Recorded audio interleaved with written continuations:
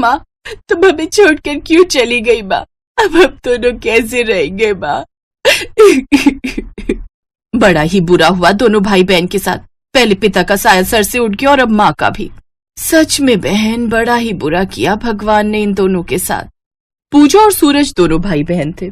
उन दोनों के पिता का देहांत तो बचपन में ही हो चुका था और अब उनकी माँ भी कैंसर की बीमारी के चलते उन दोनों को छोड़कर चली गई। माँ की मौत के बाद अब दोनों बच्चे अनाथ हो गए। फिर एक रोज उनके मामा मामी उन दोनों को लेने आए। चलो बच्चों, अब तुम हमारे साथ ही रहोगे। यहाँ तुम कब तक अकेले रहोगे? हाँ, हम तुम दोनों को लेने आए हैं।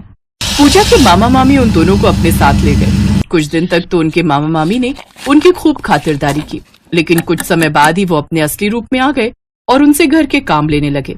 ए लड़की, चल जल्दी से कपड़े उठा और इन्हें जाकर धो दे। और तू सूरज के बच्चे, तू क्या खड़े खड़े शक्ल देख रहा है?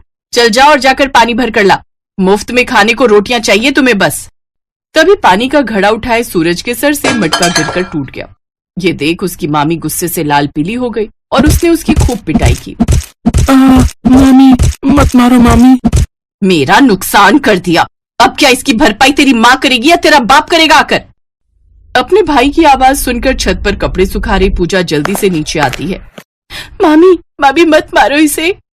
हा, बड़ा प्यार आ रहा है अपने इस भाई पे। इसने मेरा मटका तोड़ दिया, मेरा नुकसान कर दिया। अब इसकी एक ही सजा है, अगले कुछ दिन तक तुम दोनों को खाना नहीं मिलेगा। अब भूखे ही मरो दोनों।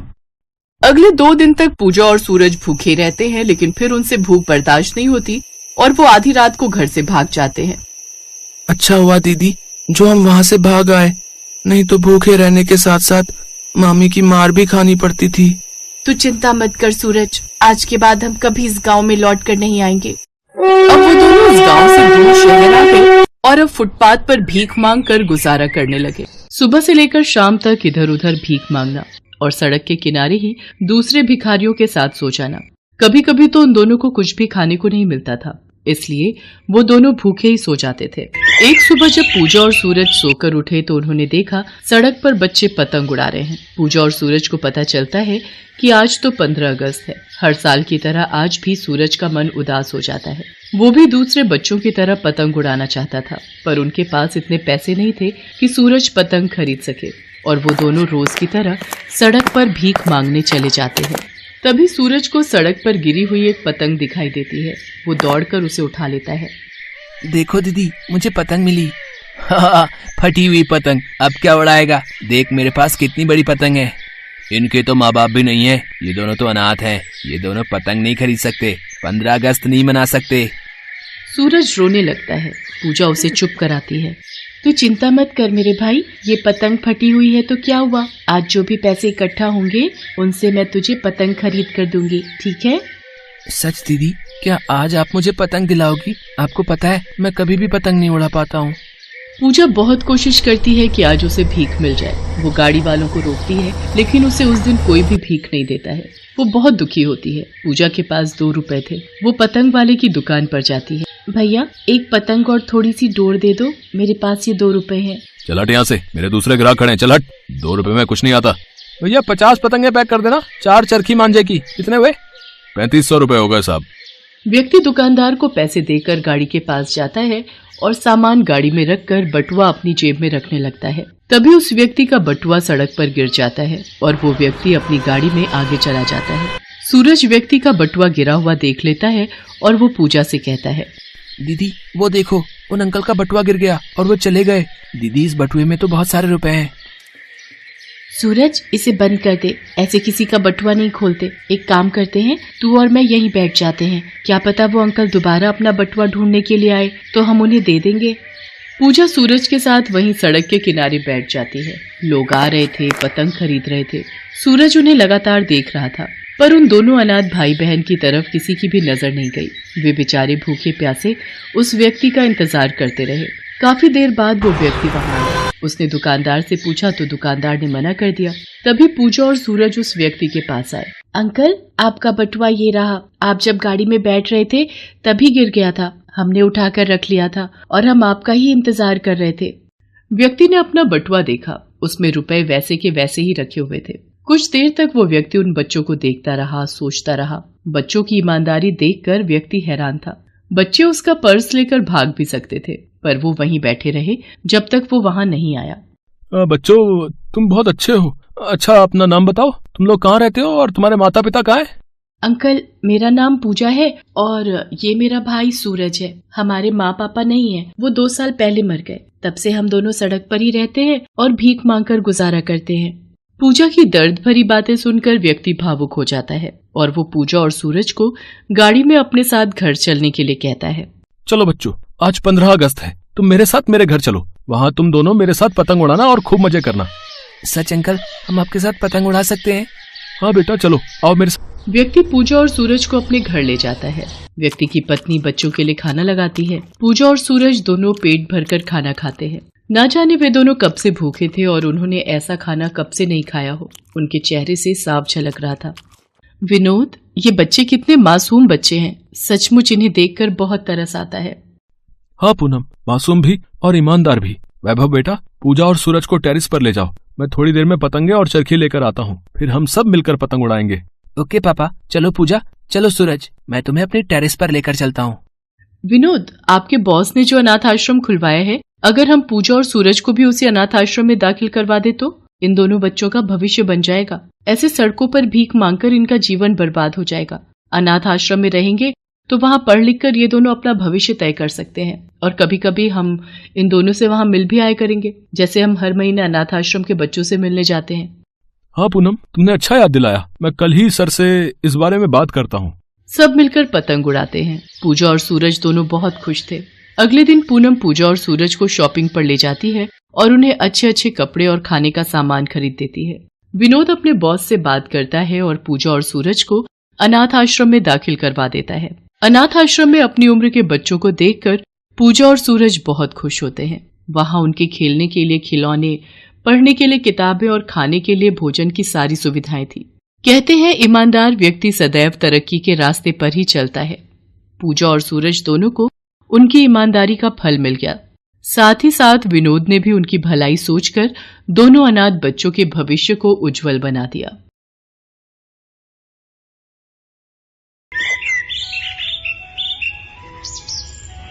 अहमद और विक्रम बचपन के दोस्त थे। विक्रम की शादी को 3 साल हो चुके थे और 2 साल का बेटा था, जबकि अहमद की शादी अभी पिछले साल नवंबर में ही हुई थी। उसकी पत्नी शबाना 6 महीने की गर्भवती थी। अहमद और विक्रम एक साथ ही एक स्कूल में पढ़े और कॉलेज भी एक साथ ही किया, इसलिए दोनों की मित्रता उनके परिवारों के बीच भी दिखाई देती थी। एक दूसरे के घर आना जाना, खूब मेल मिलाप उनकी दोस्ती में झलकता था। नमस्ते चाची जान, कैसे हो? ये लो, माँ ने आम का अचार डाला था, आपके लिए भेजा है। अच्छा, बहुत मन था तुम्हारी माँ के हाथ का आम का अचार खाने का। मैंने मीठे पान तैयार किए हैं, उन्हें पसंद है ना? लेते जाना। और ये चॉकलेट बहू के घर से उसकी बहन लाई थी, ये गुड्डू के लिए लेते जाना। ठीक है चाची जान, मैं लेता आऊंगा। अच्छा, इस बार 15 अगस्त पर क्या तैयारी है? मेरे घर आओगे या हम सब यहाँ आ जाएं? अरे इस बार तुम सब आना, क्योंकि तुम तो जानते ही हो शबाना को ज्यादा चलना फिरना डॉक्टर ने मना किया हुआ है, तो घर पर वो अकेली रहेगी। अगर हम आए तो इस बार हम ही तैयारी कर लेंगे, क्यों अम्मी? हाँ हाँ बेटा, बिल्कुल ठीक कह रहे हो। तुम चिंता मत करो, खाने पीने की तैयारी सब हो जाएगी। बाकी तुम दोनों मिलकर देख लो जो भी करना है। वैसे तो शबाना का भी इस साल यहाँ पहला 15 अगस्त का त्योहार है, वो भी इस त्योहार की धूम देख लेगी। उसे भी तो पता चले कि हम इस त्योहार में कितना जश्न मनाते हैं। ठीक है चाची जान, मैं माँ और प्रीति को यहीं ले आऊंगा। बाकी मैं माँ से आपकी फोन पर बात करवा दूंगा, कैसे कैसे क्या बनाना है थोड़ा माँ और प्रीति मिलकर बना लेंगे, क्योंकि यहाँ तो शबाना भाभी अकेली हैं, इतना कर नहीं पाएंगी, तो उन्हें भी हेल्प हो जाएगी। चलो एक काम करते हैं, पतंगे फिर आज ही खरीद लाते हैं। 8-10 दिन रह गए हैं, पता चले बाद में मिल ही नहीं पाएंगी जैसी हमें चाहिए। अहमद विक्रम के साथ पतंगे खरीदने के लिए चला जाता है। तभी शबाना अपनी सास के पास आती है। अम्मी, आपने इतनी सारी चॉकलेट विक्रम भैया को दे दी। आपको पता है कितनी महंगी बाहर की चॉकलेट है? विदेश से लाई है मेरी बहन और आपने उन्हें उठाकर दे दी। और ये मैं क्या सुन रही हूँ? 15 अगस्त का त्योहार? हमारे यहाँ तो ये त्योहार कोई भी नहीं मनाता। इतनी भीड़ भाड़ करने की क्या जरूरत है अम्मी? आपको पता है मेरी तबीयत वैसे ही ठीक नहीं रहती है। फालतू का ये त्योहार मनाने की फिर क्या ही जरूरत है? इतने सारे मेहमान आएंगे, खाना पीना। आपको पता भी है पहले ही हमारे यहाँ कोई नौकर चाकर तो है नहीं जो कोई काम समेट लेगा, सब कुछ मुझे ही करना पड़ेगा। शबाना मुंह बनाती हुई कमरे में चली गई। उस समय अहमद की माँ को बुरा तो लगा, पर शबाना जिस हालत में थी उसे देखकर अहमद की माँ ने उसे कुछ नहीं कहा। 15 अगस्त के त्योहार की सारी तैयारियां चल रही थी। विक्रम और अहमद दोनों मिलकर छोटे बड़े हर तरह के तिरंगे सजावट के लिए ले आए थे। प्रीति बहू, मैं सोच रही थी शबाना की हालत तो है नहीं कि वो ज्यादा काम कर पाए, क्यों ना हम दिन भर के खाने के लिए मठरी, लड्डू, मटर, कचौड़ी, दाल कचौड़ी पहले ही बना ले। अब बाकी उस दिन के लिए छोले भटूरे और दही भल्ले वगैरह भी बना लेंगे। मैं सोच रही हूँ उसके ऊपर ज्यादा बोझ न डाला जाए, सब कुछ हम ही तैयार कर ले। क्यों बहू, मैं ठीक कह रही हूँ ना? जी माँ जी ठीक है, मैं आपके साथ सारी तैयारी करवा लूँ। विक्रम, उसकी माँ और पत्नी 15 अगस्त के त्योहार की सारी तैयारियां करने में लगे हुए थे। 2 दिन बाद 15 अगस्त था। अहमद भी विक्रम के साथ त्योहार की तैयारियों के लिए बातचीत करके घर लौटा। सबने खाना खाया। तकरीबन रात के 12:30 बजे से अचानक शबाना की तबीयत खराब होने लगी। उसके पेट में दर्द था। शबाना की सास और पति घबरा गए क्योंकि अभी तो 7वां महीना लगा ही नहीं था। अम्मी, डॉक्टर तो शहर से बाहर गई हुई है, अब क्या करें? दूसरी कोई डॉक्टर पता नहीं इस समय मिलेगी या नहीं। एक काम करता हूँ, विक्रम को फोन करता हूँ। हाँ बेटा, विक्रम और प्रीति बहुत ही अच्छे बच्चे हैं, वो जरूर कोई न कोई सुझाव तुझे देंगे। अम्मी, अम्मी बहुत दर्द हो रहा है पेट में, सहन नहीं हो रहा। मैं विक्रम को फोन मिला रहा हूँ। अहमद विक्रम को फोन मिलाता है। विक्रम प्रीति से इस बारे में बात करता है।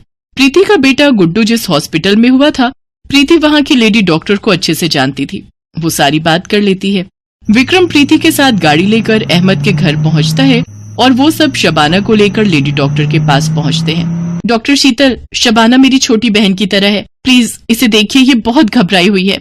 चिंता मत करो प्रीति, मैंने अच्छे से चेक कर लिया है, टेंशन की कोई बात नहीं है। शबाना को गैस का दर्द है, कोई घबराने की बात नहीं है, बच्चा बिल्कुल सेफ है। शबाना, कहीं ऐसा तो नहीं कि तुमने अपने नाश्ते, लंच और डिनर में बहुत ज्यादा गैप कर लिया हो और जितनी खुराक खानी है उससे कम खाई हो? कितनी बार बोलती हूँ डॉक्टर साहिबा की भूखी मत रहा कर, कुछ खा लिया कर, पर यह है कि मेरी मानती ही नहीं है। सॉरी डॉक्टर, बस मैंने थोड़ी लापरवाही कर दी, अब मैं समय पर खाना खाया करूंगी। शबाना, अगर तुम्हारा कुछ भी खाने का मन करे ना तो तुम मुझे फोन कर लिया करो, मैं तुम्हारे लिए तुम्हारी मनपसंद की कोई ना कोई चीज बनाकर जरूर भेज दिया करूंगी, पर भूखी मत रहा करो। प्रीति, उसके सास और विक्रम का स्वभाव देखकर शबाना सचमुच बहुत शर्मिंदा थी। आज अहमद के दोस्त विक्रम के परिवार वालों के कारण ही शबाना सही समय पर एक लेडी डॉक्टर से चेकअप करवा पाई, क्योंकि दोस्त वही है जो दुख तकलीफ में काम आए, और विक्रम और अहमद ऐसे ही दोस्त हैं जो सुख के साथ साथ दुख को भी आपस में बांट लेते हैं, जिससे दुख का एहसास कम हो जाता है। कुछ देर बाद शबाना घर पहुंच जाती है। अगले दिन उसकी तबीयत में सुधार था। 15 अगस्त का दिन आ जाता है, पर यह क्या, त्योहार की तैयारियों में सबसे ज्यादा योगदान शबाना ही दे रही थी। सब लोग मिलकर खाते पीते हैं और पतंग उड़ाते हैं। शबाना भी विक्रम के परिवार के साथ घुल मिल जाती है। अपनी बहू को सबके साथ हंसते खेलते देख अहमद की माँ बहुत खुश थी। सब मिलकर धूमधाम से 15 अगस्त का त्योहार मनाते हैं और एक दूसरे के साथ आजादी के दिवस की खुशियां बांटते हैं। दीपक एक अनाथ लड़का था। एक बड़े स्कूल में सफाई का काम करने वाले दीनू को वो एक कचरे के ढेर के पास लावारिस हालत में मिला था। दीनू ने शादी नहीं की थी, उसने ही दीपक को पाल पोस कर बड़ा किया। दीनू ने स्कूल के प्रिंसिपल से सिफारिश करके दीपक को क्लास में सीट दिलवा दी ताकि दीपक पढ़ लिख कर बड़ा आदमी बन सके। दीपक अब 9वीं कक्षा में आ गया था और उसके एग्जाम आने वाले थे। दीपक पढ़ने में अच्छा था, उसे अच्छे नंबर लाकर पास होना था, इसलिए दीनू के सो जाने के बाद दीपक रात में स्ट्रीट लैंप से आने वाली रोशनी में पढ़ाई करता था। दीपक की ही क्लास में स्कूल के ट्रस्टी मिस्टर मेहता का बेटा अर्जुन भी पढ़ता था। अर्जुन दीपक से बहुत चिढ़ता था। ट्रस्टी का बेटा है, इसी डर से कुछ टीचर ना चाहते हुए भी अर्जुन की झूठी तारीफ करते थे और दीपक को नीचा दिखाने में अर्जुन का साथ देते थे। सर बताइए, ये रेस किसने जीती है? आप तो अच्छे से जानते हैं ना विनर कौन है। हाँ हाँ दीपक, तुम इस रेस में हार चुके हो। अर्जुन तुमसे पहले ही उस लाइन में पहुंच गया था। देखा, मैं हमेशा जीतूंगा, मुझे कोई नहीं हरा सकता। दीपक मायूस होकर क्लास में आ जाता है। सर, कब तक हम अर्जुन से डरकर उसे झूठा विनर बनाते रहेंगे? मिस नैना, आप तो जानती हैं अर्जुन स्कूल के ट्रस्टी का बेटा है और प्रिंसिपल मैम ने हमें पहले ही ऑर्डर दिया हुआ है कि हमें अर्जुन के साथ बहुत अच्छे से पेश आना है, और फिर अगर हम ऐसा नहीं करेंगे तो हमारी नौकरी पर बात आ जाएगी। पर कब तक हम ये अत्याचार सहन करते रहेंगे? दीपक एक अनाथ गरीब स्टूडेंट है, दीनू काका ने उसे अपने बेटे की तरह पाल पोस कर बड़ा किया है और यहाँ पढ़ा रहे हैं ताकि दीपक बड़ा होकर अपने पैरों पर खड़ा हो सके। पर अर्जुन जैसे बच्चे दीपक जैसे होनहार बच्चों को आगे नहीं बढ़ने देते। फिलहाल तो हम कुछ नहीं कर सकते मिस नैना, हमें सब कुछ वक्त पर छोड़ देना चाहिए। एक दिन दूसरे स्कूल के टीचर प्रिंसिपल के साथ सब बच्चों को मिलने आए और वो दीपक की क्लास में गए। उन्होंने सब बच्चों से कंप्यूटर के कुछ सवाल पूछे, पर सबसे पहले दीपक ही हाथ खड़ा करता था। प्रिंसिपल ने दूसरे स्कूल के टीचर से कहा, अरे नहीं सर, इसे कोई उत्तर नहीं आता होगा। इसके घर तो कंप्यूटर ही नहीं है। ये हमारे स्कूल की सफाई कर्मचारी का बेटा है। उसने बहुत जिद की तो हमने इस अनाथ बच्चे पर मेहरबानी करके स्कूल में सीट दे दी। नहीं सर, मुझे सचमुच इस प्रश्न का उत्तर आता है। मैंने इसके बारे में पढ़ा है। सर, अर्जुन इस प्रश्न का उत्तर जानता है। अर्जुन, इस प्रश्न का उत्तर तुम दोगे। सर, मुझे इस प्रश्न का उत्तर नहीं आता। मैंने इसके बारे में नहीं पढ़ा। सर, मुझे पता है, क्या मैं उत्तर दूं? हाँ बेटा, तुम उत्तर दो। दीपक का उत्तर सही था। दूसरे स्कूल के टीचर के साथ साथ स्कूल के सभी बच्चे दीपक के लिए तालियां बजाते हैं। प्रिंसिपल सर बिल्कुल चुप थे। अर्जुन इस बात में अपना अपमान समझता है और दीपक से बदला लेने की योजना बनाता है। मुझे इस दीपक का कुछ करना ही होगा और मुझे पता है ये इस स्कूल से कैसे निकलेगा। दीपक की परीक्षा आने वाली थी। वो परीक्षा के लिए बहुत मेहनत कर रहा था। अर्जुन स्कूल के गार्ड को धमकाकर अगले दिन होने वाली परीक्षा का पेपर चुरा लेता है और दीपक के स्कूल बैग में रख देता है और जाकर प्रिंसिपल सर को भड़का देता है। आइए सर, मैंने अपनी आंखों से दीपक को कल होने वाले एग्जाम पेपर की चोरी करते देखा है। अगर आपको यकीन नहीं हो रहा तो आप गार्ड से भी पूछ सकते हैं। गार्ड से पूछने की जरूरत नहीं है, अभी हम दीपक का बैग चेक कर लेते हैं। अर्जुन तो पहले ही दीपक के बैग में एग्जाम के पेपर रख चुका था। दीपक के बैग में एग्जाम पेपर मिल जाता है। सर, मुझे नहीं पता ये पेपर मेरे बैग में कैसे आया। मैं इसके बारे में कुछ भी नहीं जानता। मेरा विश्वास कीजिए सर। जाकर दीनू को बुला कर लाओ। हमें इस दीपक जैसे स्टूडेंट को अपने स्कूल में एक सेकंड भी नहीं रखना। अगर ये इस स्कूल में रहा तो हमारे और भी बच्चे चोर बन सकते हैं। सर, मेरा दीपक चोरी नहीं कर सकता। ये ऐसा नहीं है, मेरा विश्वास कीजिए। बाबा, मैंने चोरी नहीं की। मुझे नहीं पता मेरे बैग में ये पेपर कहां से आया। मैं कुछ नहीं सुनूंगा। मैंने तुम पर तरस खाकर कि चलो अनाथ बच्चा पढ़ लिख जाएगा, इसलिए इस स्कूल में एडमिशन दिया, पर दीनू शायद इस बच्चे में संस्कार नहीं आ पाए। आखिर है तो अनाथ ही, और तुम भी तो मामूली सफाई वाले हो। हमें सब पता है ये गरीब बच्चे चोर ही बनते हैं। बड़े स्कूल में पढ़ने की इनकी औकात नहीं है। इसे ले जाओ यहां से, वरना मैं पुलिस को बुला लूंगा। दीनू रोता हुआ दीपक को ले जाने लगता है। अर्जुन अपनी मक्कारी पर बहुत खुश था। प्रिंसिपल अपने ऑफिस में आ जाते हैं। तभी वहां मिस नैना आती हैं। उनके साथ स्कूल के ट्रस्टी यानी कि अर्जुन के पिता भी ऑफिस में एंट्री करते हैं। सर, आपको पता भी है आपका बेटा अर्जुन अंधकार के रास्ते पर जा रहा है। आज उसने दीपक जैसे एक होनहार बच्चे पर चोरी का झूठा इल्जाम लगा दिया। मैं चाहती तो अर्जुन को चोरी करते समय भी रंगे हाथों पकड़ सकती थी, पर शायद ये छूट जाता, क्योंकि उसे घमंड है कि वो इस स्कूल के ट्रस्टी का बेटा है। मैंने उसे चोरी करते हुए सारी रिकॉर्डिंग अपने फोन में कर ली। ये देखिए मिस्टर मेहता, आपका बेटा स्कूल में एग्जाम पेपर चोरी कर रहा है। क्या आप चाहते हैं कि वो बुराई के रास्ते पर जाए और एक दिन आपका नाम मिट्टी में मिला दे? मैं चाहूँ तो इस वीडियो को पूरे स्कूल में दिखा सकती हूँ, पर आप जानते हैं कि आपकी कितनी बदनामी होगी। आई एम सॉरी मिस नैना, मैं बिल्कुल नहीं जानता था कि मेरा बेटा मेरे नाम का इतना फायदा उठा रहा है। मुझे किसी ने कोई खबर नहीं दी। आप कृपया करके इस वीडियो को किसी को भी ना दिखाएं, नहीं तो मेरे बेटे का भविष्य खराब हो जाएगा। अर्जुन के पिता बहुत दुखी होते हैं। अर्जुन ऑफिस में आता है। वीडियो देखकर वो घबरा जाता है। पापा, मुझसे गलती हो गई। मैं सिर्फ दीपक से बदला लेना चाहता था। पापा, मुझे माफ कर दो। दीपक जैसे होनहार बच्चे पर चोरी का इल्जाम लगाते तुम्हें शर्म नहीं आई है?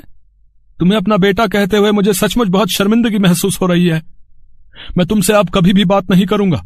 तुम जैसे चाहो अपनी लाइफ को जी सकते हो। अब तुम्हारी मम्मी और मैं तुमसे कोई मतलब नहीं रखेंगे। नहीं पापा, ऐसा मत करो। मैं आपसे और मम्मी से बहुत प्यार करता हूँ। मुझे माफ कर दो, मुझसे गलती हो गई। गलती तो हम सबसे हुई है। शायद अर्जुन के बिगड़ने में सबसे बड़ा हाथ मेरा है। हमने हमेशा अर्जुन को गलत करने में बढ़ावा दिया। पापा, मुझे बस एक बार माफ कर दो। अगर माफी मांगनी है तो मिस नैना और दीपक से मांगो, अब वही तुम्हें माफ कर सकते हैं। नैना मैम, मुझे माफ कर दीजिए। आप प्लीज ये वीडियो किसी को मत दिखाना। नहीं अर्जुन बेटा, मैं ये वीडियो किसी को नहीं दिखाऊंगी। मैं तुम्हारी गुरु हूँ और तुम्हें सही राह पर लाना मेरा फर्ज है। अर्जुन दीपक से माफी मांगता है। दीपक, मुझे माफ कर दे मेरे दोस्त। मैंने तो तुम्हें कब का माफ कर दिया अर्जुन, और दोस्तों को गले लगाते हैं, उनसे माफी नहीं मांगते। इतना कहते ही दीपक अर्जुन को गले से लगा लेता है।